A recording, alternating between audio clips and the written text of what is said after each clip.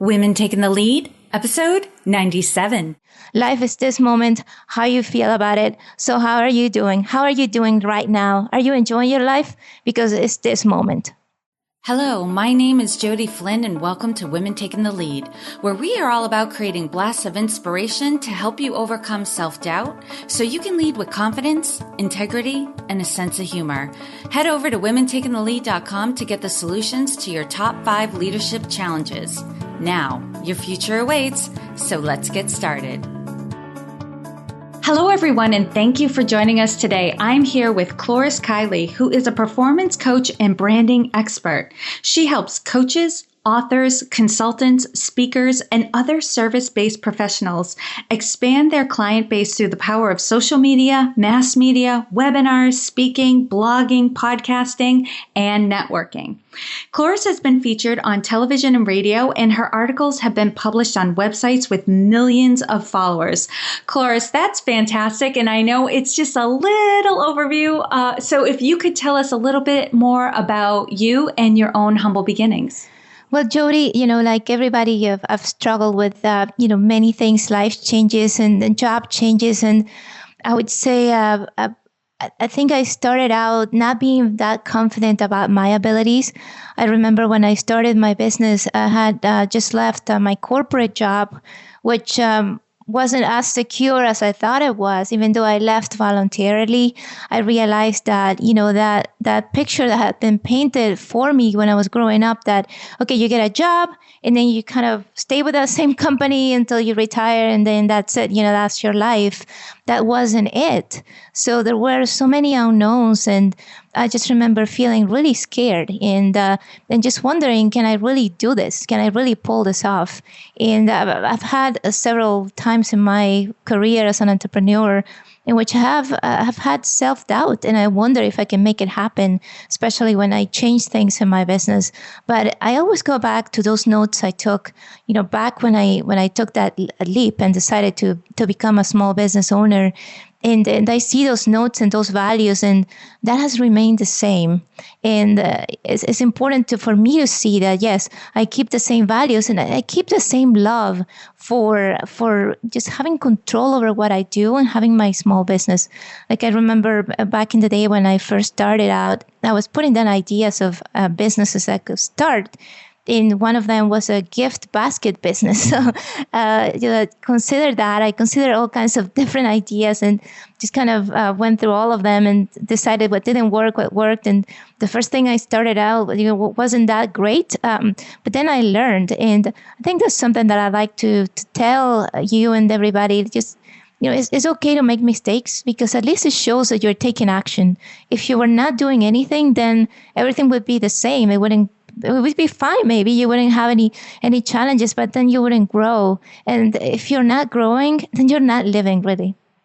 Oh my goodness. Your story very much mirrors my own somewhat, because I remember, when I was younger, the thought that I would get a job and have that job forever. Right? That's what my father did. That's what I saw other adults in my neighborhood doing. And I went into mutual fund operations right around the time when the banking and mutual fund industry, there were tons of acquisitions going on.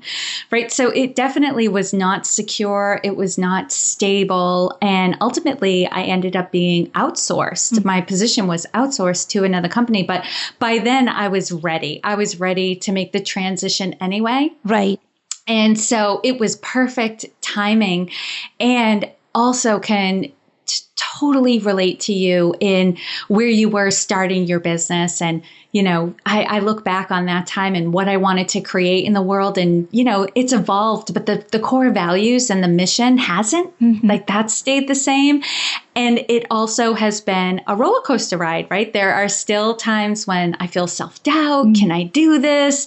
Is this what I'm meant to be doing? I think of when my family members went back to school and they were under so much stress because they constantly had to be studying and passing tests. And I had an epiphany while I was working out this morning. Like, I feel like it's like that all the time for me, right? I'm constantly studying. I'm constantly feeling like I need to pass a test. So that can wear on you a lot emotionally, but it's part of the reason why I love talking to women like you who have some similar experiences, who are up to the same things in the world. Because I find that by talking to other people, it settles my nerves and it gives me more confidence, and I don't feel like I'm going it alone. Love it. Yeah. And it sounds like you've also gotten to that place where you've built up some confidence. It sounds like, networking is something you're very good at. And we chatted about that a little bit in the pre-show, and it's in your bio. So you've definitely been able to probably stabilize a little bit the highs and the lows, and you've definitely gained confidence in your business. But take us back to a time when you were playing small and you may not have been aware of it at the time. Share with us the story and the lessons you've learned. Well, I would say when we are in that situation that, we're playing small, we are not aware of it. That's why we're doing it. It's something that you do subconsciously. So I would say when it was time for me to leave, I left my job, and I was looking for other jobs in the meantime, not knowing exactly what I wanted. And I remember going to interviews and kind of like secretly hoping I wouldn't get the job because I wasn't sure what I wanted. And even when things were going well, I was kind of doubting myself and asking myself, am I going to get this, and am I going to succeed? And it was a constant kind of doubting my own abilities. And I think it came from the root cause that maybe that's not what I wanted to do. Like, I remember going for this interview at a bank, and I realized from the moment I stepped in the bank that that culture just wasn't a good match for my personality and what I'd like to do. They told me, oh yes, you have to, hide all your stuff under the desk, and, nobody can see it. It has to be perfect image, and you have to wear this and that, and nobody can see you eating anything at your desk because that's not professional. And I just was feeling like somebody was just putting me in a cage, honestly, like, okay, this is not right. And at that point, there was that strong gut feeling that told me this is not for you, this is not for you. And I didn't listen to it. And it's because of that, when we're playing small, we don't have that confidence to listen to our gut feeling. So I pretended that everything was good. And I said, okay, yes, that sounds great. And I was lying, of course. So then after a while, they called me and they said, yeah, you got the job. And that was like the worst news I could have ever gotten, because I felt that if I was offered something, I had to take it. And that's another way that we play small without realizing it, that we feel obligated to do things that don't resonate with our true self, just because we don't have that, that confidence. And I remember saying yes. I said, okay, I'll take the job, and just being like physically ill. Like I said, oh my God, what's happening next? And what am I going to do with my life? And that's when like something awoke, awoke inside of me. And I said, what are you doing? And I remember I called the company, the bank, and I said, you know what, I changed my mind. And it was really weird, which is something that happens. I say, when you're going to make a decision, give yourself enough time to really make that decision, because it was worse. It was worse to call and say, I changed my mind. You have to, start the whole process of recruiting again, rather than saying right from the start, sorry, but this is not for me. So I learned that lesson, and, thank goodness I said no to that and just moved on. But, I tell you, first of all, kind of take a step back when you're doing something that doesn't feel right, and ask yourself, is it my gut feeling telling me what I have to do? And if you need to give yourself time to think about it and to make a decision, then do so, because you have the right to take as much time as you need to make any decisions in life. Amen. I'm so glad you said that and really underscored your story with that, because as you were telling your story, like inside I was cringing, because I can't tell you, Cloris, how many times I've done something or said yes when it didn't feel right to me because I was concerned that it would inconvenience the other person. Right. or a group of people. And so I went along with things I didn't want to do. I said yes to jobs I didn't want to take because, I didn't want to back out after I'd already agreed. It felt like breaking a commitment, and that wasn't something you did. It was just, oh my gosh, I'm like listening to you getting really emotionally involved, because I'm like, I think that's so important. And I see not every woman, but I see a lot of women do that, where they say yes when they want to say no, because they don't want other people to think badly of them, or they don't want to inconvenience other people. And they pay such a tremendous price in their own happiness and well-being by doing that.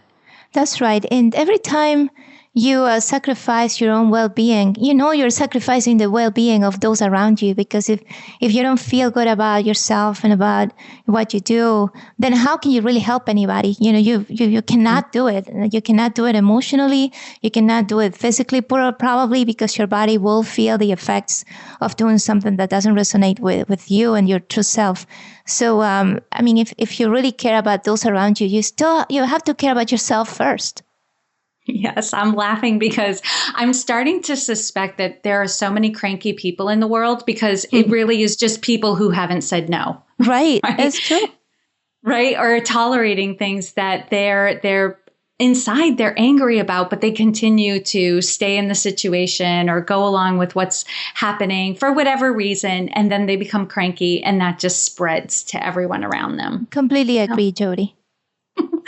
All right. Now, Cloris, share with us a time in your journey when you had a wake-up call. Take us back to that moment and share with us the steps you took that led to your success.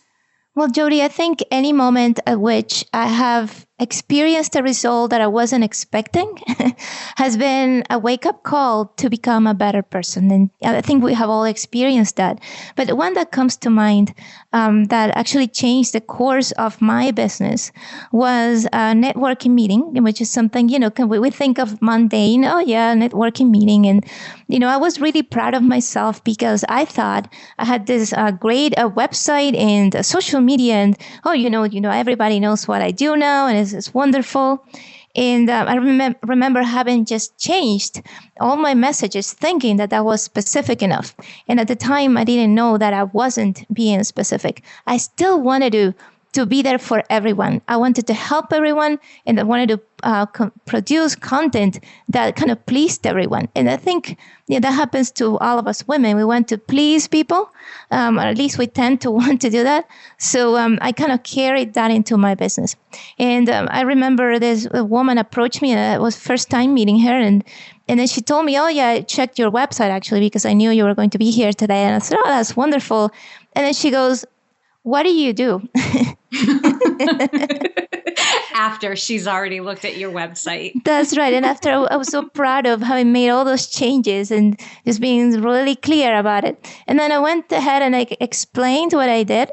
And she gave me this look that she still didn't understand what I did. So that's when I said, okay, this is just not working out. What I'm trying to say that, that I help people, in what ways, how exactly do I help people, and what people, who exactly do you want to help, Cloris? And that really changed what I did. It changed the way I conveyed my message and what I do. And as a result, I saw the results in my business. I saw, many more clients contacting me because they actually knew whether I could help them or not. So I think that's something I will always remember, and will always thank her for not knowing what I did and for saying that to me, because it kind of triggered something that made me realize that, yes, I wasn't following the best path, and I could not please everyone. I had to select my target market, a group of people who could really benefit from my knowledge, and then really say that and not hide it, not pretend that, yeah, I'm here for everyone. I used to describe that look as that puppy dog look. You know how puppies, when they don't understand, their head goes to the side and they just look at you like, what? That would happen when I'd go to networking meetings. People would ask me what I did, and I would give the answer, and I'd get that look huh? And since then, I've heard a lot of people say, and I've also done the work myself, they say niche until it hurts. Mm-hmm.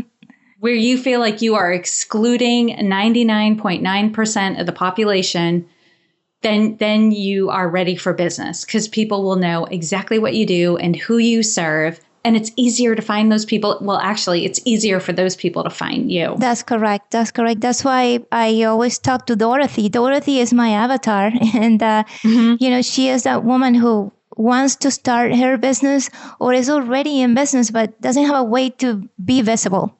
And she has wonderful content and a message to share. But somehow, a couple people only visit her website, and she has 2 readers on her blog. And, somebody who has a lot of value to offer, but she feels that she's just being kind of buried in the sea of messages that we're exposed to every single day, because it's just so competitive out there.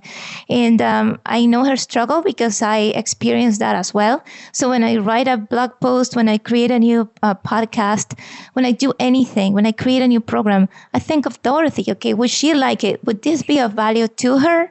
And then I do it for her. And of course, Dorothy represents everybody who I can really bring value to. And that's how you build a strong platform and a strong foundation that you need to have a successful business. Oh, that's perfect. And Cloris, what I want everyone to get is there's no one way to lead, right? We all have different strengths. We all have different personalities and preferences. So we're all going to lead differently. And that's actually a great thing. So how would you describe your leadership style? I would describe it as a leadership style of inclusion, because I feel that it's easy to believe that you know everything, and that's not true. And just realizing that first, and then being able to have an open mind to listen to what other people have to say will make you a better leader. And also to remind you that you don't have to be in a formal position of leadership to be a leader. I mean, every single day when we're out there talking to people and inspiring other people, we're being leaders. When we share a post on LinkedIn, we're leading, we're sharing our content. And those are opportunities to really listen. And when somebody has something to tell you, even if it's critical, it's important that you listen to it and ask yourself, is there any truth in this? Even though it might be a little bit hurtful, and instead of getting offended, what can I learn from it? And how can I grow as a person as a result of this? So I would say a sign of a true leader, of a good leader, is a leader who can wake up every morning and say, I think I'm a better person than I used to be. And that's the goal. It doesn't matter how, you don't have to be perfect or to have it all figured out today. It's just a matter of feeling that every day that goes by, you feel that you're a little bit better. And that's what I do. So I like to include people. I like to listen to people. And there's something also very, very important when you're a leader, and that's to be honest and transparent with what you do. Because once you have a high level of integrity and authenticity, then you become just a very well-liked leader and somebody that pretty much gains followers without even trying. That I love that. That is perfect. That's the leader I'm striving to be. Is, I have integrity. I'm authentic, but there's a level of it I want to achieve. And I actually do want to go back to your first descriptor as a leader as being open to feedback and inclusive. I think that's so critical. And you brought up a scenario I think a lot of us experience and struggle with is when we're receiving critical feedback and how important it is to just breathe through it and listen. You don't have to deny it and you don't have to, accept it per se in the moment, but to breathe through it and thank the person for giving it to you, because then you can analyze it and find out, okay, how true is this, or is this only in this scenario, right? You can start to unpack it a little bit. But I love the saying, we teach people how to treat us. And if we're defensive, or if we argue with someone who's giving us critical feedback, people will stop telling us what we might need to know. And then we don't have those opportunities to learn and grow because we're not getting that feedback. Feedback is so important to be able to see yourself through other people's eyes. Exactly. so that you grow. Oh, go ahead. I completely agree. And I would say, Jody, that extends to all feedback. I would say even when we get positive feedback, sometimes we're tempted to stop the person because, we don't want to feel like we're in the spotlight. Oh, yeah, that's nice. Well, let's change the subject, Yes, yes. So. It is so important. Thank you for bringing that up. It's so important to accept compliments and acknowledgement. Somebody said to me one time, and it rang so true, that when people are complimenting you or acknowledging you, that what they're doing is giving you a gift. And if you shut them down, what you're basically saying to them is, I don't want your gift. Yeah.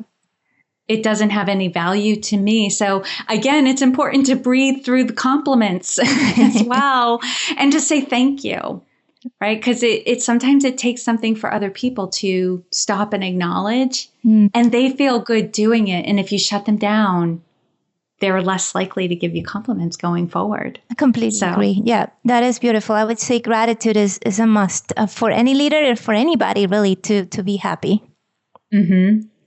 And Cloris, what is one thing you're working on right now that you're really excited about and want to share with us? Well, I'm really excited about the launch of Lead Generation Academy. Is my new course. It has a lot of comprehensive information on that, on how to boost your visibility as an expert and how to build that list, which is something that many of us are lacking. We have maybe a strong presence in social media, but are those people part of your captive audience? Can you really reach them when you want? That's the power of having a list. So I created this program in 6 weeks. It has online training and group coaching to help people get to that point at which they know the best approach they can use to build their platform and their list. And part of that is a 2-day live event called a Client Attraction Bootcamp that I'm going to be holding in Connecticut. So I'm really excited about that. It's my first 2-day live event. So it's super exciting, a lot of work, but totally worth it though. Like, just think about it. I think that's the best part of the process. Oh, that's really cool. When is the 2-day live event? It's on May 21st and 22nd in the Hartford area. So it'll be filled with not just content though, but mastermind-like exercises, which I think is so important to get that feedback from people. And being a member of 2 masterminds, I just see how essential that is. Somebody tells you, yes, this works, it doesn't work. And if you feel that support and feedback from people, it can really make all the difference.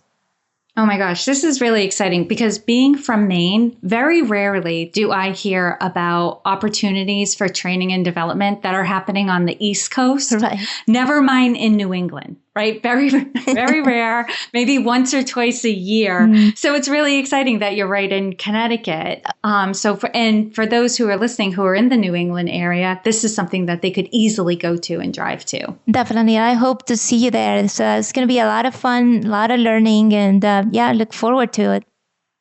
And is there a link on your website to the Lead Generation Academy, or does it have its own website? Actually, it's right there on my website homepage. If you go to ClorisKylie.com, that's ClorisKylie.com, you'll see it. There's a link to get some free training that is based on Lead Generation Academy. There's sort of a webinar that you can access, so you get at least the basics of how to build a system to expand your client base. And then it also has information about Client Attraction Bootcamp, which is the live event. So all of that is there right there on the homepage. Oh, and that's really great. I was listening to another podcast earlier today, and a very well-known person with huge followings on Twitter, Facebook, LinkedIn, was sharing how social media, the conversion rate and the ability to attract clients on social media is so minuscule. And he was pointing to that if you're going to create goals this year, don't create goals for growing your social media following. I mean, do that as a part of what you do, but don't have that be your focus. Your focus should be on your service offerings and your list. Right. Because the ability to gain clients through list building and emailing, because that's how we let our we were talking earlier about our perfect clients or our avatars. the ability to get in touch with them so much easier through email than it is through a Facebook post. That's correct. And you never know. I've had clients actually whose Facebook accounts were shut down, and they don't know why. They were posting their ads, and then all of a sudden they get a message, your Facebook page has been shut down, and it's impossible to get an answer. They just say, sorry, you broke our policies. And then what? So you lost all your followers, and what do you do next? So you don't really want to be in the hands of somebody else to really have a bit of control and the power of your business. So having your own list is like having control. You have your audience there. You have power over how often you communicate with them, and it's just it changes the game really. Sure does. All right, Cloris, now I'm going to do a quick leadership roundup. So tell us, what is one practice that you have that helps to make you a better leader? It's the practice of taking a risk and getting out there, because sometimes you're not ready. You feel like I'll wait another day to do that first video, but you just do it, get it done, and just roll with it. And it's not going to be perfect, but every day I get out there, I do something new, and it doesn't come out that well the first time, but then it gets better and better. So I would say every single day, do something that is a little bit scary, that challenges you a little bit more, and that makes you grow as a person and as a leader.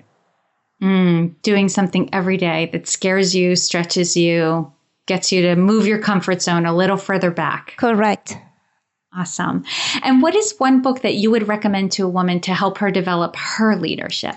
Well, I was actually thinking about the book while we were talking, because it's so related to pretty much our whole conversation.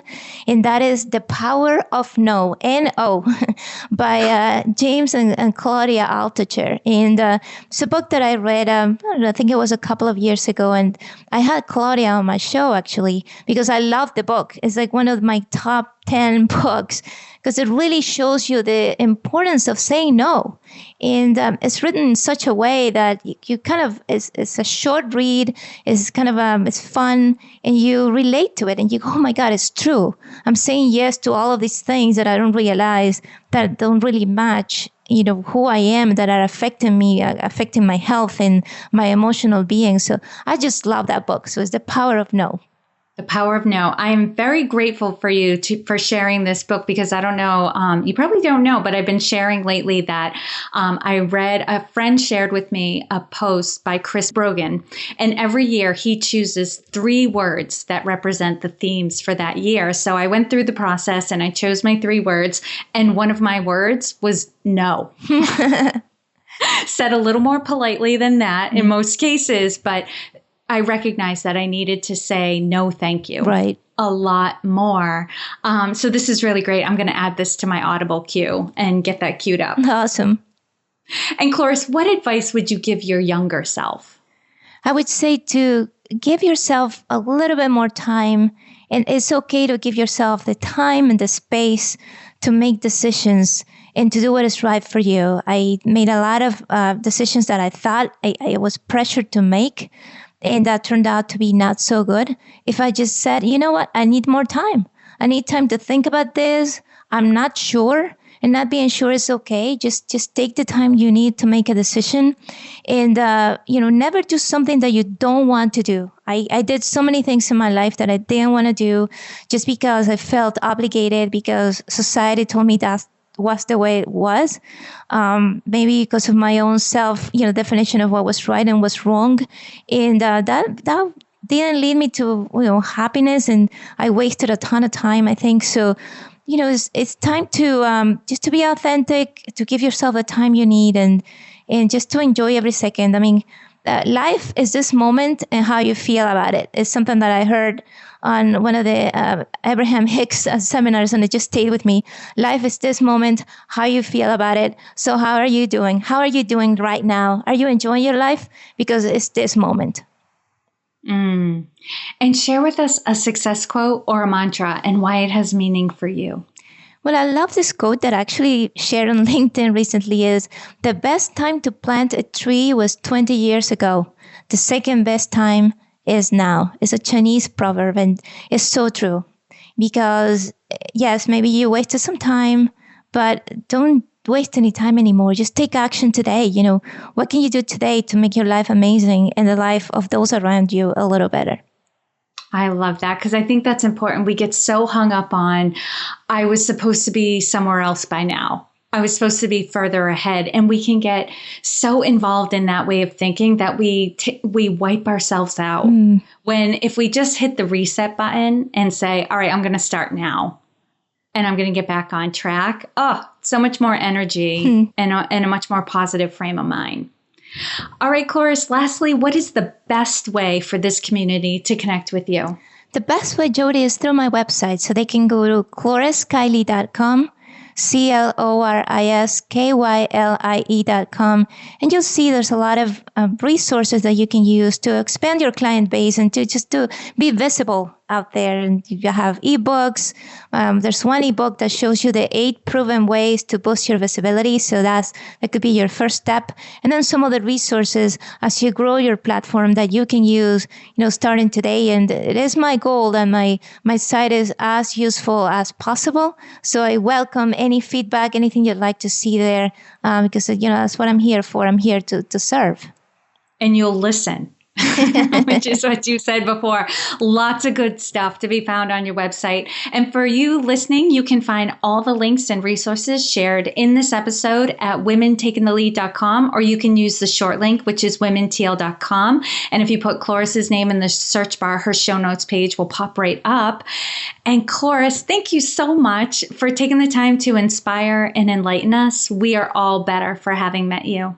Thank you, Jody. Thank you for joining me on Women Taking the Lead. Were you inspired to take some action today, but maybe don't know where to start? Or maybe you have so many great ideas you can't decide where to focus your attention. Don't let stress or overwhelm stop you from having the career, the business, or the life you want to live. Head over to womentakingthelead.com/coaching or use the short link womentl.com/coaching to sign up for a consultation with me. And to strengthen you on your leadership journey, I'd like to send you off with a quote from Marianne Williamson, so here goes. Our deepest fear is not that we are inadequate. Our deepest fear is that we are powerful beyond measure. It is our light, not our darkness, that most frightens us. We ask ourselves, who am I to be brilliant, gorgeous, talented, fabulous? Actually, who are you not to be? You are a child of God. Your playing small does not serve the world. There is nothing enlightened about shrinking so that other people won't feel insecure around you. We are all meant to shine as children do. We were born to make manifest the glory of God that is within us. It's not just in some of us, it's in everyone. And as we let our own light shine, we unconsciously give other people permission to do the same. As we are liberated from our own fear, our presence automatically liberates others. Again, thank you for joining me, and here's to your success.